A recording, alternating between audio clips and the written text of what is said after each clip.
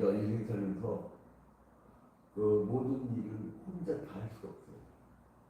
그래서 각기 은사에 따라 서로 일을 나눠서 맡는 것이 가장 지혜롭습니다. 이게 자그마한 조직의 리더부터 그리고 또한 큰 리더까지, 특히 극과 같은 경우는 그렇죠. 그 행정고시를 보고 혹은 공무원 시험 보고 공무원이 돼서 쭉 잘하는 사람이 있어요. 그러면 그 분야에는 굉장히 전문가들이에요. 그리고 어떤 그 선거법에도 공무원은 중립의 의무가 있어요. 발언도 잘못하는데. 그래서 그 항상 딱 한쪽 치시하고 중간적인 입장. 그런데 그거를 특히나 이제 기자 같은 경우도 그 객관적 시야를 안 갖고 있으면 자기 사상력 써버리면 사회를 혼란시켜요. 그래서 이제 중립의 의식을 굉장히 많이 줍니다. 특히 이제 우리 개혁주의 신학 같은 경우는 이렇게 그 철저하게 예수 그리스도의 구속사를 중심으로 성경을 펼쳐가는데, 자, 오늘 같은 경우 역대상 24장에서 다윗은 그 성전을 건축할 모든 재료와 그리고 사람들까지 다 하죠. 그게 역대상 22장, 23장이에요. 근데 더 나아가서 24장을 넘어오면, 그러니까 이제 전국전쟁했고 역대상 18장부터 20장까지 전국전쟁이 굉장히 넓어지죠. 그 영토가 굉장히 나라가 안정되어지고, 그 다음에 이제 21장에 교만해져가지고 인구조사했다가 전염병이 돌아가고 7만 명이 죽는 그러한 것이 21장에 나오고, 그 다음에 이제 정신 차리고 내가 어떻게 줄을 내서 더 열심히 할까, 내가 하나님은 허락지는 않았지만 그 자기가 성전만 죽이는 이거를 물질로 생각한 거잖아요. 성전 물질. 하나님은 외형이 중요하지 않았거든요. 그 성막 봐봐요. 최근에 여러분 그냥 그 천 덮개 덮기만 하고 최근한데 뭐냐면 하나님이 임재한 곳이다 값어치가. 사람은 자꾸 이렇게 외형적으로 끌려가잖아요. 스펙이 뭐든 끌려가잖아요. 근데 진정 중요한 게 뭐냐면 그 안에 성령이 있는 거야. 가장 중요한 내면인데, 우리 사회가 좀 어떤 외형적 성장의 수치가 이런 것보다 어떤 내면적으로 내면지향하는 어떤 아주 고상한 사회가 됐으면 좋겠어요. 젊은 애들이 사고를 사고. 그리고 이게 사회판단과 역사와 그 철학과 어떤 문학이라는 어떤 그 자신의 인문학이라는 깊은 그 내면 세계로 끌어들여서 자기를 돌보고 그 다음에 이제 미래를 전망하고 뭐 이런 게 없어. 뭘 하더라도요 5분 10분 이상 뭘 견디지 못해. 그런데 이제 그 역대상 24장에서는 다윗은 자기 혼자서 나 영원히 하고 자기 혼자 다 결정하는 게 아니라 이제 성전을 건축할 준비를 다 해놨으면 뭐냐면 조직을 만들죠. 그거 다 혼자 못하거든. 근데 나쁜 리더는 뭐냐면 내가 혼자 다 하는 거야. 특히나 자기랑 무슨 경쟁 관계를 그 앞으로 미래에 경쟁 관계에 있을 사람을 이 사람을 어떻게든 죽여버리고 자기가 그 위치를 가려고 한다. 이런 사람은 무서운 사람이에요. 나중에 자기 정직들 다 죽여버릴 사람이에요. 옛날 같이. 경쟁관계에서 여러분, 이 사람 죽이고 가지 말고 그리스도인들은 내가 내 실력으로 올라갑니다. 그게 올바른 그리스도인의 있는 거예요. 자, 그래서 역대상 24장에 보니까요, 여기에 24반열을 꾸려요. 역대상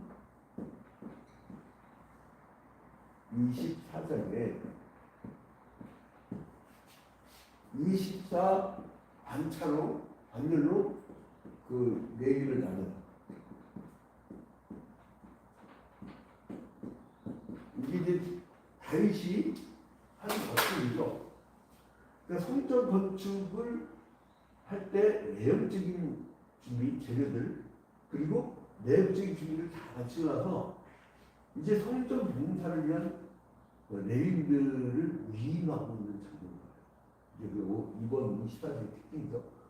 그래서 이제 제사장의 반열과 24 반열의 조정들을 나와요. 제사장 반열과 그리고 이제 1절부터 19절이니까 전반부죠. 전반부 1절부터 19절에는 레인들의 직무를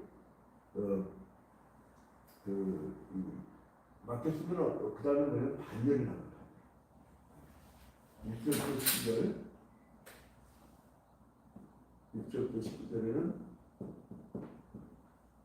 반열을 나옵니다. 자 이제 본문을 보면 1절에 아론 자손의 계열들이 이러하니라. 아론의 아들들은 나답과 아비에루와 엘르아살과 이다말이다. 이게 이제 그 제사장들은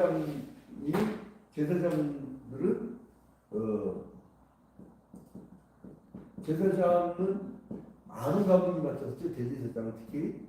그러니까 아론의 아들들이잖아요. 아들들이 소개되는데 1절에 보니까 누가 소개돼요? 나답과 아비. 자료를 써놓고 그 불이 나와가지고 죽은 사람들 나답과 아비가 나오고 그 다음에 엘르아살과 이단. 엘르아살과 이단. 나답, 아비. 다른 걸 써갖고 불이 막 나와서 죽인 사람들이죠. 그다음에 엘르아살, 나중에 이제 그 역사적으로 엘르아살이 큰 역할을 합니다. 자, 그다음에 이제 제사장들이 이제 반면을 나눴잖아요.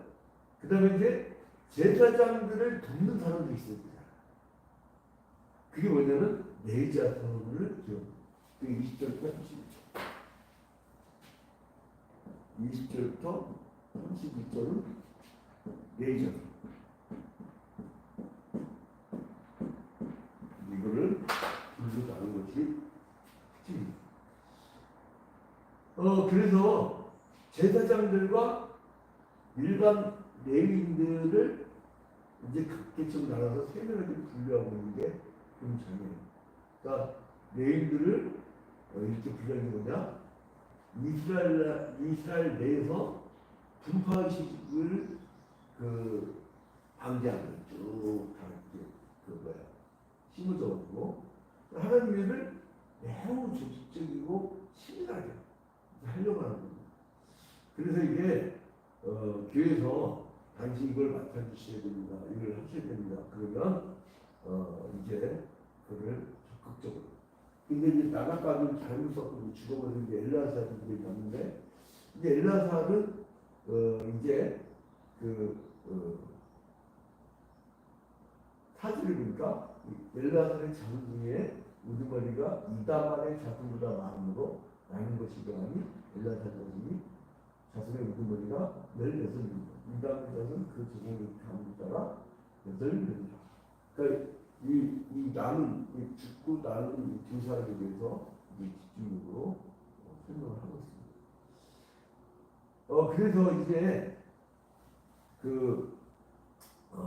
이거를 이제 막 경쟁을 시키는 것이 아니라 이제 골고루 하나님께 사역을 할 때도 골고루 그리고 열심히 다하는 사람을 리더 세우고. 그래서 이제 이 6절에 보니까 이 사람 느단넬의 아들 흑이가 스마야가 왕과 공백과 제사장 사독과 아디아달의 아들 아히멜렉이 제사장과 레위 사람의 우두머리 앞에서 그 이름을 기록하여 엘라살의 자손 중에서 한 줄을 뽑고 이다말의 자손 중에 한 줄을 뽑았더니 그런데 그 뽑힌 자가 누구냐면 7절부터 쭉 나오는 거예요. 7절부터. 요야림, 여다야, 하림, 소림. 9절에 다섯 번째 누구예요? 밀기야, 미야민, 하코스, 아비야, 예수가, 수가냐, 엘리아십, 아야김, 훗바, 예세두아, 빌가, 임멜, 헤실, 핫비세스, 부다히야, 여헤슬겔, 야김, 가물, 들라야, 마시아. 이제 이게 그 24개 그 사람들을 뽑죠. 자, 그 다음에 이제 그 제사장만 뽑는 게 아니잖아요. 제사장만 뽑는 게 아니고 그 다음에 성막의 일을 도울 사람. 그러니까 이거는 레위자는 중에서 성막을 돕는 성막이. 이 사람들은 그러니까 어떤 우리는 작은 지사에서 우리는 경쟁에서 누가 이기고 아니고 상하 관계를 생각하잖아요. 근데 성경은요 수직 관계를 설명한 적이 없어. 그 수직 관계의 사고를 가지면 장로는 높고 안수는 그 다음이고 형님들 그거는요 전혀 다른 개념이에요. 이거는 누가 먼저 앞서서 죽느냐는 문제예요. 초대교회 때 왜 제비 뽑은 줄 알아요? 가룟유다가 결혼 중이니까 12명 채우려고 나중에 초대교회 때 제비 뽑아 마띠아를 세우잖아요. 마띠아를. 근데 왜 제비 뽑는 줄 아세요? 제비 뽑히면 예수 제자들 11명이 다 승리당했어요. 한 사람은 반모섬에서 마지막 그 깜방생활 때 죽고, 나머지 다 승리당했어요. 그러니까 초대교회 때는 뽑히면 죽는 거예요. 이거는요, 죽음의 일순이에요. 그러니까 어떤 교회 핍박기가 온다. 그럼 제일 먼저 목회자가 죽는 거야. 그 다음에 이 장로가 가는 거고. 이거는 수평적 관계래요. 성경은 수평적 관계. 제사장은 높고, 그 다음에 레위자서 그 다음에 성막이라는 다음. 이게 자본주의 경쟁사회에 쩌드는 실적, 그 다음에 성장률, 이런 사고방식에 빠진 사람들의 사고예요. 성경은 절대 그런 적이 없어요. 수평적입니다. 수평적. 자, 그래서 19절에 보니까 이와 같은 직무에 따라 그러니까 할 일에 따라 배우겠다고요. 하나님이 여호와의 성전에 들어가서 그의 아버지 아론을 도왔으니 이는 이스라엘의 하나님 여호와께서 명하신 일이지. 그러니까 쭉 이제 여름 때는 이게 출애굽 때잖아요. 그때까지 거들러갖고 소급해가지고 그 밑에 얘기들 이미 3일 상황에서 다 끝난 얘기들을 다시 소급해서 기억을 해주고 족보를 나눠주고 그의 후손들이 계속 이어가고 있다는 걸 보여줘요. 그러니까 역사성이 있다는 거예요. 그 교회의 역사성, 신앙생활의 역사성. 자, 그 다음에 이 제사장 제도는 그 모세 이전의 사회에서 수많은 히브리인들 학비로 시대 때는 모세 이전에는 제사장 제도가 없었어요. 출애굽한 이후에 주께서 명령하신 거죠. 그런데 그 제사는 또 계속 드리잖아. 근데 왜 그러면 어떻게 제사를 드렸을까? 근데 그래서 족장을 섬기죠. 아브라함이 자기하고 기술로 그 족장들이 왔다. 여러분 그래서 이 가정의 신앙의 세대주는요 가정을 영적으로 장하게 해요. 그리고 영적 강해야 됩니다.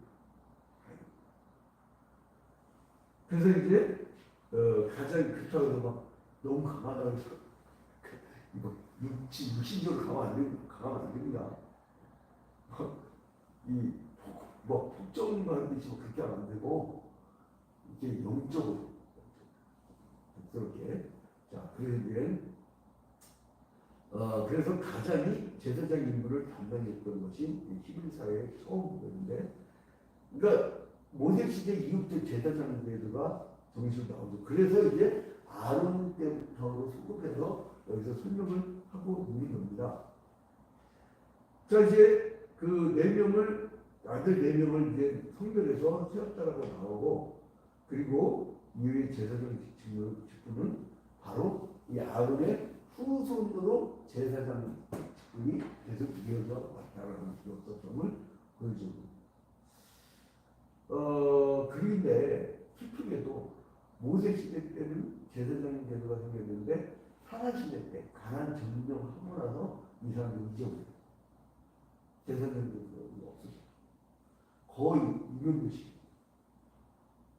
그러니까 신앙적 의미가 없으면 어떻게 됩니까? 이 사람들 가만히. 그리고 이제 다윗의 큰 업적이 뭐냐면 성전 중심으로 해갖고 바로 제사장 제도를 다시 살렸다는 거예요. 그래서 그 아론의 후손이 바로 엘라살과 이다말의 후손이 이제 24 단련을 해가지고 이제 그 봉사제도를 받는 겁니다. 그리고 이제 이 개직사장의 전체적 역사를 지나가니까 이게 왕권이 없다 보니까 영향력이 굉장히 커져. 자기 영향력을 주는 게 아니고 하나님 나라에 예수 그리스도의 복음의 영향을 높여가야 되는데 자기 영향을 높여. 여러분 그 분명한 목사들이 그 교회를 세운 장로들하고 부딪히고 그게 뭔지 아세요? 그게 어디서 세상에 잘못되어 권력적입니다. 교회는 나의 말을 하는 것이 아니라 주님의 말씀을 경청하는 그 공간이에요. 그렇기 때문에 뭐가 제일 중요하냐면 기도가 제일 중요하고 그 다음에는 잠잠히 주님의 뜻을 묻는 거예요. 그래서 번쩍치게 하는 성도들은요 말을 안 해요. 왜? 두려워. 그리고 어떻게든 영혼들을 저 세번이 왔구나. 저 사람 어떻게 잘 인도해야지. 요것만. 나의 말을 하는 것이 아니라 주님의 뜻을 묻고 듣는 거거든요. 그래서 저도요 하나님의 말씀 성경 강의하는 시간 외에는 거의 사역 외에는 그 선생님들 이렇게 구원하고 그리고 비밀 이끌고 이런 거 외에는 거의 배워나 갔습니다. 왜요? 거기에 인간적인 언어를 끼기 시작하면 그거 인간은 원죄를 가는 태산 존재들이기 때문에 사달라요. 그래서 교단 헌법에 준한 회의만 딱 하고 그 비판은 예수 그리스도의 복음, 하나님 나라의 확장 여기에 초점을 맞추는 기회가 분명 입서불능. 그래서 이제 그리스도의 이 삶에서 이 모든 제사장의 그 직무가 완성돼요. 그래서 우리는 지금은 제사장 제도가 이제 존재하지 않고 우리의 대제사장은 예수 그리스도를 돌아가고 우리 모두는 다 왕같은 제사장입니다. 여러분이 하나님 나라 확장의 주인공들이에요. 여러분들이 하는 거예요. 여러분들이. 목회자가 하는 게 아니라 바로 평신도가 가정에서는 세대주 신앙에서는 리더. 왜 여러분들 가까이 들어가고 여러분 내 자녀를 시키겠어요? 못해요. 그잖아요. 이 무더운 여름철날 집에 다 붙고 있는데 거기 목회자가 들어가는 거예요. 두 밑에나. 그러니까 거기서는 여러분들이 왕같은 제사장이란 말이에요. 그래서 이제 구약에서는 모든 거룩한 사역들이 하나님 기대대로 행해지면서 수평적 관계다. 이거 꼭 기억하시고. 그리스도인 공동체는 순기지만 타락한 중에는 수직적이야. 그래서 막 총회 임원이 되면 뭔가 막 내가 큰 힘을 되고 있어. 근데 이제 총회장들도 잘 보면 참 좋은 분들이 있어. 내가 섬기겠다. 이제 1년 동안 총회 이거는 진짜. 그 사람들 막 물질도 다 내놓고 자기들 다 내놓고 봉사해. 그런 사람들은요 정말 그 기간 동안은 총회 잘해. 근데 자기가 왕인 줄 알고 이놈 죽여라 저놈 죽여라 그런 사람도 있어요. 뭐 재판 구별하고 목사는 왠지 시키고 막 반대판에 막 시청하는 그런 그 목사도 있어요. 그 총회가 시끄러워져. 수평적이에요. 똑같은 거예요. 농어촌의 그 충대 목사나 총회장이나 똑같다라고 하는 그 수평. 단지 의자예요. 의자. 이제 그런 사고를 갖는 것이 바로 성경의 정신이에요. 그래서 오늘 하루 살아갈 때 여러분 나의 뜻을 채워서 내가 주인 돼서 내가 주장을 해서 만든 세상이 아니고 하나님의 뜻에 따라서 주의 뜻이 이 땅에 이루어지리라. 그래서 주의 뜻이 이 땅에 이루어지도록 나는 종류 역할. 그래서 같은 종들, 주의 종들 같은 수평적 관계. 그 수평적 관계를 여러분들이 가는 곳마다 만들어내야 돼요. 그게 초대교회 정신이었어요. 초대교회. 그래서 그리스도인들이 만드는 국가, 그리스도인들이 만드는 어떤 그 사업처와 직장 이런 모든 영역들이 다 수평적 관계. 그래서 서로 돌봐주고 사랑하고 섬기고 나눠주고 그러한 그리스도인의 가치관을 수립하는 여러분의 지혜를 주님으로 축원드립니다. 오늘은 이제 이은영 권사님 가정을 기도합니다. 존귀하고 거룩하신 하나님 아버지, 주님께 먼저 영광과 찬양을 돌려드립니다. 주님께서 사랑하는 이은영 권사 아버지, 지혜 영광을 위하여, 지혜 몸된 교회를 위하여 이제 그 레인의 그 직무와 같이 이제 지혜 전에서 열심을 다해서 봉사하고 주님 기억하여 주시고 아버지 건강을 지켜주시고 하는 일마다 복된 일이 일어날 수 있도록 주님께서 축복하여 주시옵소서. 아버지 그러니까 이치광 장로 주님께서 시름 중에 있는 이치광 장로에게 영적으로 크게 임하여 주시다. 이제 주님께서 지혜 손길 펼쳐주시고 이제 완치될 수 있도록 인도하여 주시옵소서. 우리 최국덕 권사에게 아버지 이제 장세복을 허락해 주시고 건강을 지켜 주시옵소서. 모든 것을 주님께 하였고 예수 그리스도의 이름으로 기도합니다. 하늘에 계신 우리 아버지여, 이름이 거룩히 여김을 받으시옵소서. 나라의 마음이시며 뜻이 하늘에서 이루어진 것 같이 땅에서도 이루어지이다.